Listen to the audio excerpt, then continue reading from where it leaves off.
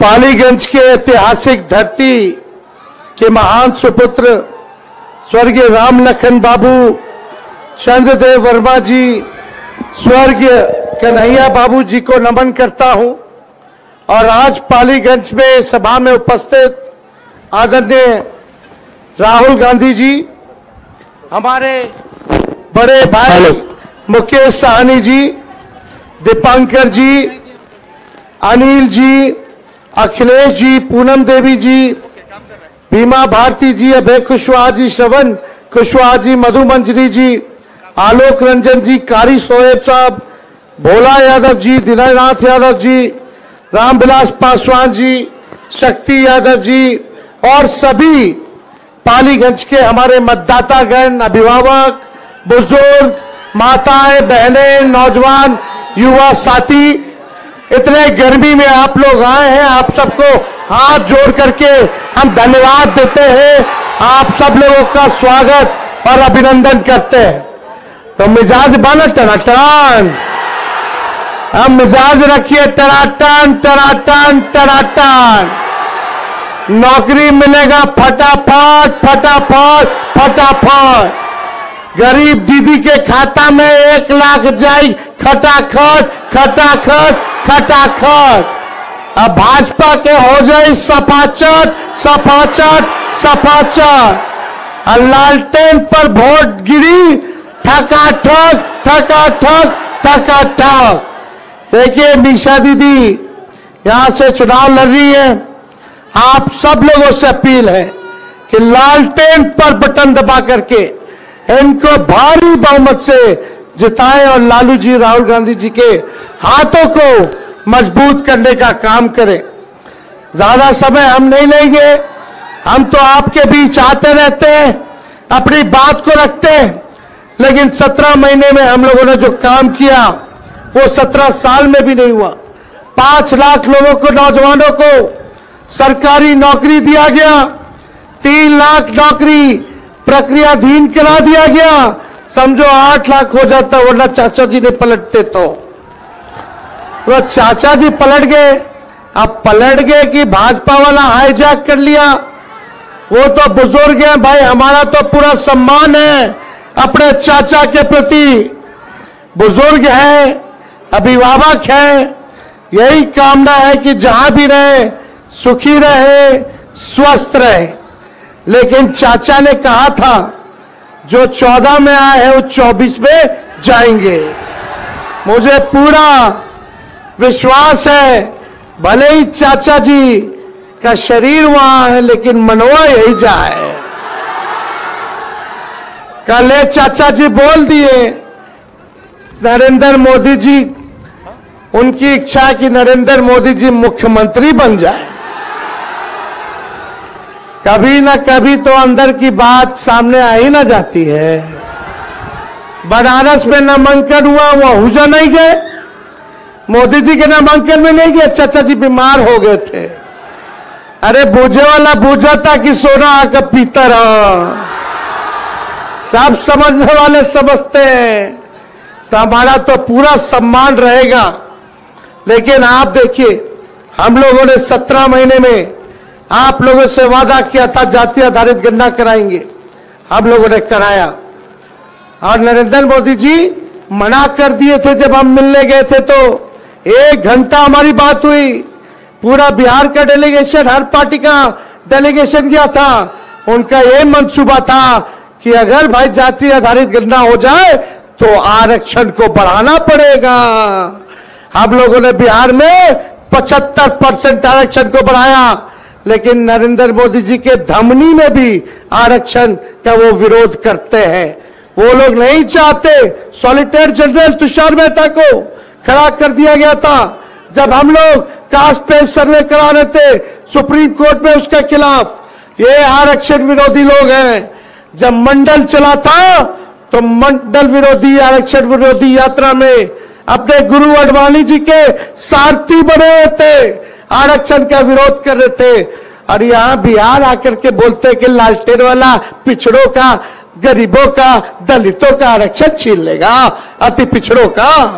अरे लालू जी ने तो गरीबों को आवाज दिया, मंडल कमीशन लागू कराया, किया कि नहीं किया? सबसे पहले हमारे कर्पूरी जी ने आरक्षण की सीमा को बढ़ाया था, सबको आरक्षण दिया। पिछड़ेपन को देखते हुए जो मंडल कमीशन की सिफारिशें थी उनको हम लोगों ने दिया। लेकिन मोदी जी, आप बिहार आकर के केवल झूठ बोलते, केवल झूठ बोलते, लेकिन इस बार बिहार की जनता झूठ का बदला लेगी। आप जो नफरत फैलाते हो, हिंदू मुसलमान की बात करते हो, इसका हिसाब बिहार की जनता, पालीगंज की जनता लेगी।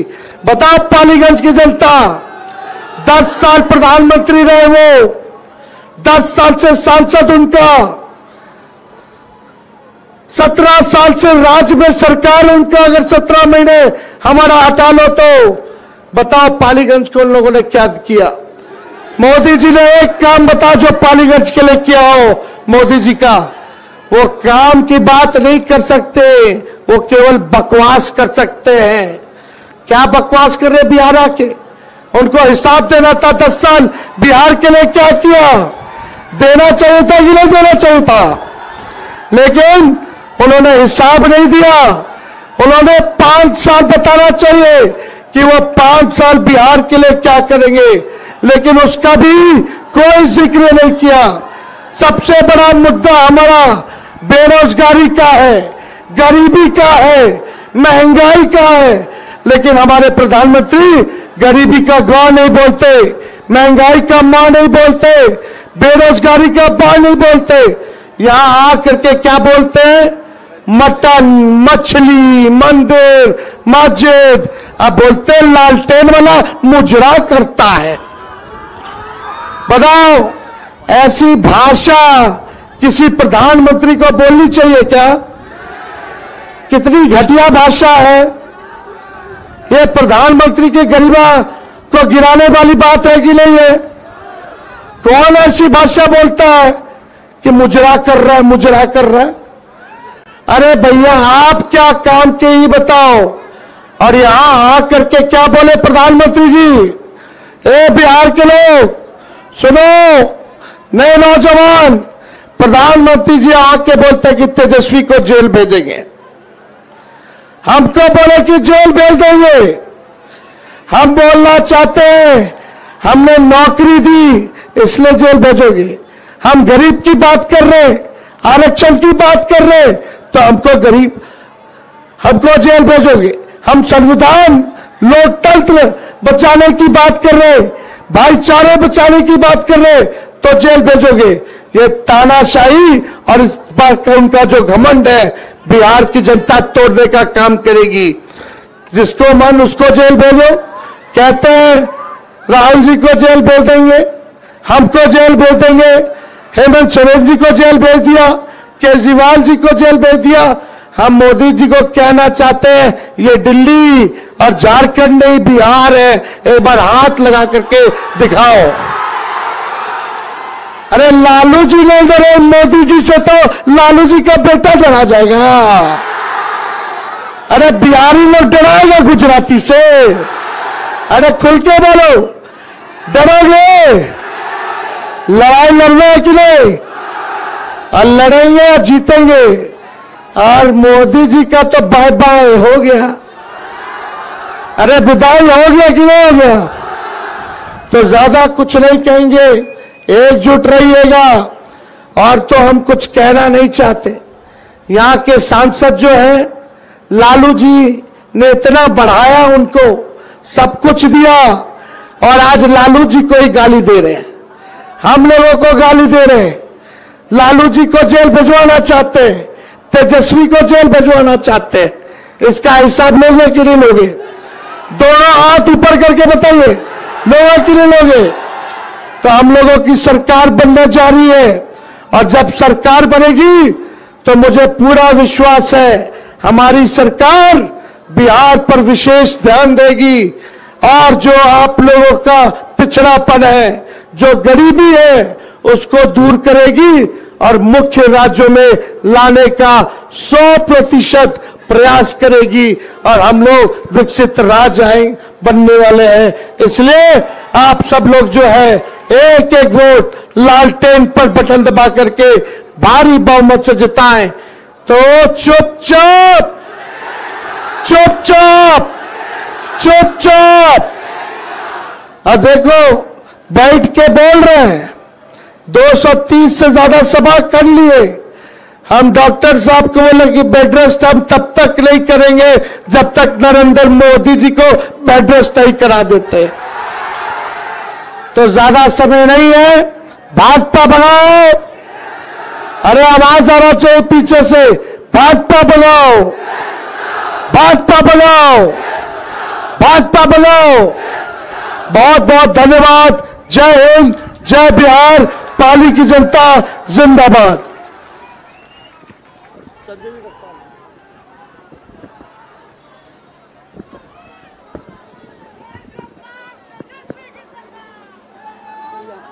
वहां तो बहुत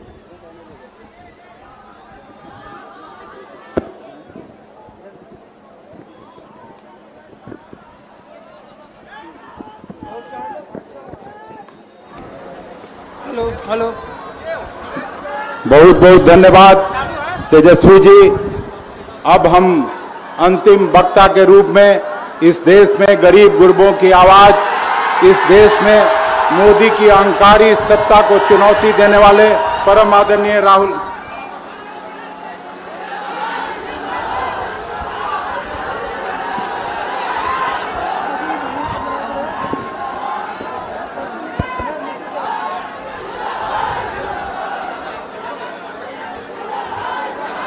तेजस्वी जी, मोहन प्रकाश जी, अखिलेश प्रसाद सिंह जी, दीपांकर भट्टाचार्य जी, मुकेश साहनी जी, दीनानाथ यादव जी, संजय यादव जी, अभय कुशवाहा जी, हमारे कैंडिडेट मीसा जी,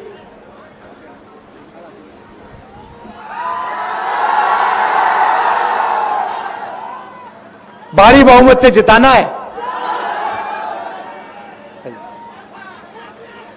स्टेज पे इंडिया अलायंस के नेता, वरिष्ठ नेता और इंडिया अलायंस के प्यारे कार्यकर्ता बब्बर शेर, भाई और बहनों, बिहार के युवा और प्रेस के मित्रों, आप सबका यहां बहुत बहुत स्वागत।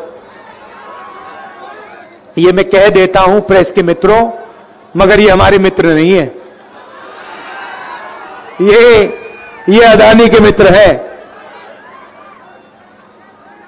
ये कैमरा वाले नहीं, ये छोटे रिपोर्टर नहीं, वो बड़े बड़े जो इनके जो मोदी जी वाले इंटरव्यू करते, वो चमचे जो है ना 4-5, देखे आपने वो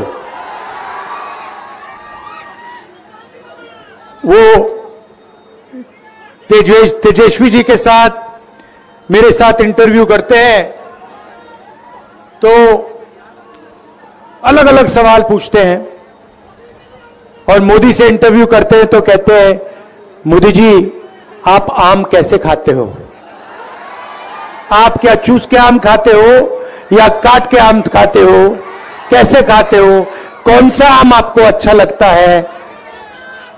ऐसे सवाल मोदी जी से पूछते हैं।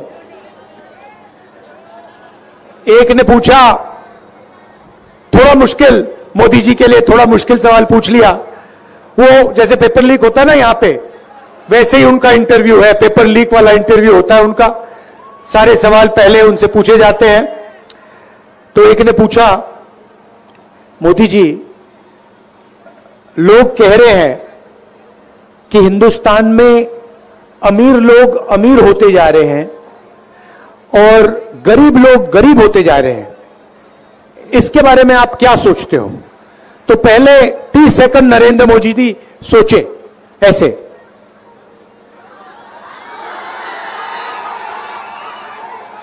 उसके बाद कहते हैं, क्या चाहते हो कि मैं सबको गरीब बना दूं? अब इनकी सोच देखिए, अमीरों के लिए एक सोच, जो भी वो चाहते हैं नरेंद्र मोदी जी करने के लिए तैयार हैं, और गरीबों के लिए हिंदुस्तान के प्रधानमंत्री ने पिछले 10 साल में कुछ नहीं किया। आप मुझे बताओ, टीवी पे आपने कभी किसी गरीब किसान को देखा है? मजदूर को देखा है? बेरोजगार युवा को देखा है? अंबानी की शादी देखी? 10 करोड़ रुपए वाली घड़ी देखी? सारे के सारे बीजेपी वाले नेता देखे शादी में? देखा ना? नरेंद्र मोदी जी को आपने अदानी अंबानी से गले मिलते हुए देखा? फोटो देखी है? देखा ना? कभी नरेंद्र मोदी जी को आपने गरीब व्यक्ति को छूते हुए देखा है? नहीं, कभी नहीं करेंगे। भाई और बहनों, 16 लाख करोड़ रुपए उन्होंने अदानी जैसे अरबपतियों का कर्जा माफ किया है। किसानों का 1 रुपया नहीं किया, युवाओं का 1 रुपया कर्जा माफ नहीं किया, एजुकेशन लोन एक युवा का नहीं माफ किया। अब इंडिया गठबंधन की सरकार आ रही है, अब हम बिल्कुल उल्टा करने जा रहे हैं। उन्होंने 22-25 अरबपति बनाए, हम अब करोड़ों लाखपति बनाने जा रहे हैं। महालक्ष्मी योजना 4 जून को जैसे ही हमारी सरकार बनेगी, महालक्ष्मी योजना पर काम शुरू हो जाएगा। हिंदुस्तान के सारे गरीब परिवारों की लिस्ट बनेगी। हर एक गरीब, एक सेकंड भैया, एक सेकंड, हर गरीब परिवार की लिस्ट बनेगी। हर गरीब परिवार में से एक महिला का नाम चुना जाएगा। करोड़ों महिलाओं को 5 जुलाई पर सुबह 9 बजे बैंक अकाउंट में 8,500 रुपए मिलेंगे। जुलाई, अगस्त, सितंबर, अक्टूबर, नवंबर, दिसंबर, हर महीने खटाखट खटाखट खटाखट खटाखट खटाखट 8,500 रुपए। करोड़ों लोग हिंदुस्तान में सुबह जगेंगे, बैंक अकाउंट देखेंगे, महीने के 8,500 रुपए उस बैंक अकाउंट में मिलेंगे। क्रांतिकारी काम है भाई और बहनों, दुनिया की किसी सरकार ने ऐसा काम नहीं किया। 1 लाख रुपए हर महिला के बैंक अकाउंट में 1 साल का जाएगा, और यह पैसा उस दिन तक जाएगा जब तक वो परिवार गरीबी रेखा से ऊपर नहीं चले जाएगा। मतलब लाखों करोड़ रुपए हम सीधा महिलाओं के बैंक अकाउंट में डालने जा रहे हैं। उन्होंने 16 लाख करोड़ रुपए माफ किया, हम लाखों करोड़ रुपए महिलाओं को देने जा रहे हैं। पहली बात। दूसरी बात, नरेंद्र मोदी जी ने देश में बेरोजगारी फैलाई, सेना के जवानों को मजदूर बनाया, यह हम कभी नहीं भूलने वाले। यह हिंदुस्तान का युवा कभी नहीं भूलने वाला कि नरेंद्र मोदी ने हिंदुस्तान के जवानों को मजदूर में बदल दिया है। 4 साल। और एक और बात आपको बताता हूं, एक बात समझिए, 4 साल के बाद 4 में से 3 अग्निवीरों को घर भेजा जाएगा। वो 3 होंगे पिछड़ी जात के, दलित, आदिवासी और गरीब जनरल कास्ट के लोग। उनमें आपको एक अमीर व्यक्ति नहीं मिलेगा, और जो बचेगा, जो घर नहीं जाएगा, उसका पिता अमीर होगा। गारंटी करके लिख लो। नरेंद्र मोदी जी चाहते हैं कि जो पिछड़ों को, दलितों को, आदिवासियों को, गरीब जनरल कास्ट के लोगों को, माइनॉरिटीज को मिलता है, वो सारा का सारा छीनकर उन्हीं 22 परिवारों को दे दिया जाए। ये भाइयों और बहनों चुनाव संविधान का चुनाव है। ये जो किताब है, जो भी आपको मिला है, ये किताब ने आपको दिया है।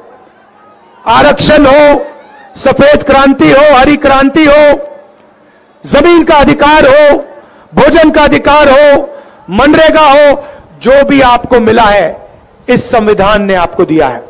और आज बीजेपी के लोग, आरएसएस के लोग खुलकर कह रहे हैं कि अगर हमारी सरकार आएगी हम इस संविधान को, अंबेडकर जी के संविधान को रद्द कर देंगे, खत्म कर देंगे, फेंक देंगे। मैं बीजेपी के लोगों से कहना चाहता हूं, ऐसे सपने मत देखो, ऐसे सपने मत देखो। इस संविधान को कोई भी शक्ति रद्द नहीं कर सकती है। इंडिया गठबंधन इस संविधान के पीछे खड़ा है। हिंदुस्तान की जनता, हिंदुस्तान के पिछड़े लोग, दलित, आदिवासी, गरीब, जनरल कास्ट के लोग, किसान, मजदूर, सब इस किताब के पीछे खड़े हुए हैं। हम 1 इंच पीछे नहीं हटेंगे। यह संविधान कभी नहीं रद्द होगा। ये हजारों साल संविधान चलेगा।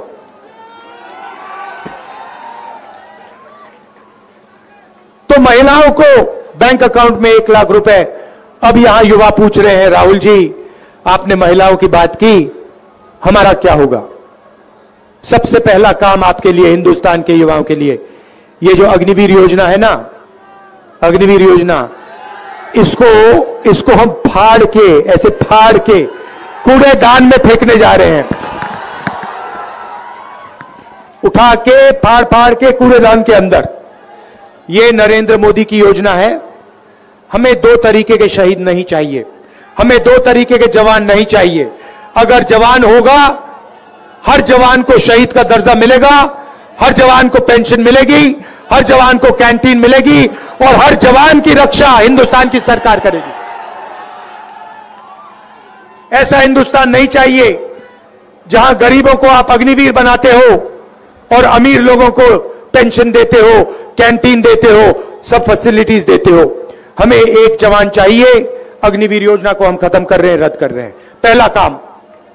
दूसरा काम, 30 लाख सरकारी नौकरियां खाली पड़ी हैं। बिहार के युवा अच्छी तरह सुन लो, यहां पे तेजस्वी जी ने आपको सरकारी नौकरियां दी। अब हम आपको, इंडिया की सरकार 30 लाख सरकारी नौकरी आपके हवाले करने जा रही है। मामला वहां नहीं रुकेगा। भाई और बहनों, दुनिया का सबसे, पेपर लीक का भी बोलता हूं आपको, दुनिया की सबसे क्रांतिकारी योजना महालक्ष्मी योजना, और दूसरे नंबर पर हमारी योजना जो हिंदुस्तान के युवाओं को पहली बार पहली नौकरी पक्की का अधिकार देने जा रही है। पब्लिक सेक्टर में BHEL, HAL जैसी कंपनियों में, प्राइवेट सेक्टर में, बड़ी बड़ी कंपनियों में, सरकारी अस्पतालों में, रेलवेज में, सरकारी कॉलेजेस, यूनिवर्सिटीज में हिंदुस्तान के बेरोजगार ग्रेजुएट्स को यह अधिकार मिलने जा रहा है। आप सरकार से नौकरी मांगोगे और 1 साल की गारंटी नौकरी सरकार को आपको देनी पड़ेगी। ये पहली नौकरी पक्की योजना है। और भाइयों और बहनों, सिर्फ नौकरी नहीं मिलेगी, 1 साल की बेहतरीन ट्रेनिंग मिलेगी और बैंक अकाउंट में महीने का खटाखट 8,500 रुपए अंदर, 1 लाख रुपए साल का, महीने का 8,500 रुपए हिंदुस्तान के बेरोजगार युवाओं को और हिंदुस्तान की गरीब महिलाओं को। किसानों को गारंटी करके मिनिमम सपोर्ट प्राइस, कानूनी मिनिमम सपोर्ट प्राइस और किसानों का कर्जा माफ। मजदूरों को मनरेगा में 400 रुपए, आज 250 मिलता है, 4 जून के बाद 400 रुपए मिलेगा। आशा और आंगनवाड़ी महिलाओं को जो भी आज मिलता है उसको हम 4 जून के बाद दुगना करने जा रहे हैं। भाई और बहनों, आप पूछोगे, मीडिया वाले कहेंगे कि गरीबों को पैसा देने से गरीबों की आदत बिगड़ती है, मगर जब अरबपतियों को पैसा दिया जाता है, उनका कर्जा माफ होता है, अंबानी का, अदानी का कर्जा माफ होता है, उनको एयरपोर्ट्स, पोर्ट्स, पावर स्टेशन, खदानें दी जाती हैं, तो मीडिया कहती है देखिए विकास हो रहा है। मगर गरीबों के खाते में पैसा डालने के पीछे हमारी एक सोच है, बहुत गहरी सोच है, वो मैं आज आपको बताना चाहता हूं। नरेंद्र मोदी जी ने 22 लोगों को लाखों करोड़ रुपए दिए। उन्होंने यह पैसा हिंदुस्तान में नहीं खर्च किया, गांव में खर्च नहीं किया, शहरों में, कस्बों में खर्च नहीं किया। उन्होंने यह पैसा अमेरिका में, जापान में, लंदन में, फ्रांस में खर्च किया। नतीजा यह हुआ कि हिंदुस्तान की अर्थव्यवस्था बंद हो गई, फैक्ट्रियां बंद हो गई। ये लोग चाइना का माल हिंदुस्तान में बेचते हैं, चाइना के युवाओं को फायदा होता है, हिंदुस्तान की फैक्ट्रियां बंद होती है। अब हमारी सोच देखिए, सबसे पहले जैसे मोटरसाइकिल में आप पेट्रोल डालते हो, चाबी घुमाने से पहले पेट्रोल की जरूरत होती है, नहीं तो मोटरसाइकिल चालू नहीं होती ना, वैसे ही सबसे पहले हम आपके बैंक अकाउंट में, आपके जेब में लाखों करोड़ रुपए डाल रहे हैं। इसको आप पेट्रोल समझिए, अर्थव्यवस्था का पेट्रोल। जैसे ही ये पैसा आपके बैंक अकाउंट में आएगा, आप इस पैसे का प्रयोग करोगे, आप अलग अलग चीजें खरीदोगे, शर्ट, पैंट, जूते, मोबाइल फोन, काले चश्मे,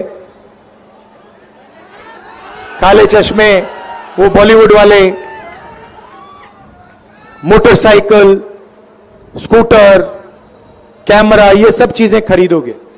जैसे ही आप ये चीजें खरीदोगे, और कहां खरीदोगे? अमेरिका में नहीं, जापान में नहीं, बिहार में, उत्तर प्रदेश में, गांव में, शहरों में, जैसे ही आप खरीदोगे वैसे ही अलग अलग प्रोडक्ट्स का डिमांड बढ़ेगा। मोटरसाइकिलें बिकेंगी, स्कूटर बिकेंगे, शर्ट, टी शर्ट बिकेगी। हिंदुस्तान की फैक्ट्रियां इन चीजों को बनाना शुरू करेंगी। कोई फैक्ट्री शर्ट बनाएगी, पैंट बनाएगी, दूसरी फैक्ट्री मोबाइल फोन बनाएगी, और उन्हीं फैक्ट्रियों में हिंदुस्तान के युवाओं को रोजगार मिलने जा रहा है। तो हम चेन बना रहे हैं। सबसे पहले आपके बैंक अकाउंट में पैसा जाएगा, वो आप पैसा खर्च करोगे। जैसे ही आप खर्च करोगे, फैक्ट्रियां चालू होंगी, उन्हीं फैक्ट्रियों में आपको रोजगार मिलेगा, आपको और रोजगार मिलेगा, और पैसा आपके जेब में आएगा। उस पैसे को आप खर्च करोगे तो चेन बनेगी, और हिंदुस्तान की अर्थव्यवस्था जैसे जंप स्टार्ट करके गाड़ी स्टार्ट होती है, वैसे हिंदुस्तान की अर्थव्यवस्था गड़गड़ गड़गड़ गड़ स्टार्ट हो जाएगी। ये खटाखट के पीछे यह सोच है कि हम हिंदुस्तान की अर्थव्यवस्था को स्टार्ट करना चाहते हैं। नरेंद्र मोदी जी ने अर्थव्यवस्था बंद कर दी, छोटे व्यापारियों को खत्म कर दिया, सिर्फ अरबपतियों का काम किया। अब हम आपके जेब में पैसा डालकर छोटे बिजनेसेस को, स्मॉल और मीडियम बिजनेसेस को चालू कर रहे हैं, रोजगार देने की शुरुआत कर रहे हैं। भाई और बहनों, यहां मीसा जी को आप भारी बहुमत से जिताइए, इनको लोकसभा भिजवाइए। ये आपकी आवाज, मैं इनको जानता हूं, आपकी आवाज लोकसभा में उठाएंगी, आपकी मुश्किलें जो हैं उनके बारे में लोकसभा में भाषण देंगी। तो इनको आप भेजिए, भारी बहुमत से जिताइए। और अंत में कहना चाहता हूं, लड़ाई संविधान की है, अंबेडकर जी के संविधान की है, गांधी जी की संविधान की है, नेहरू जी की संविधान की है, आप सबकी आवाज का संविधान है। इसकी रक्षा कीजिए। मिलकर बिहार में इंडिया गठबंधन को 40 की 40 सीटें आप जिताइए। आप सबका दिल से धन्यवाद करता हूं। इतनी गर्मी में आप आए, इतनी दूर दूर से आए, दिल से आपका धन्यवाद करता हूं। नमस्कार, जय हिंद, जय बिहार।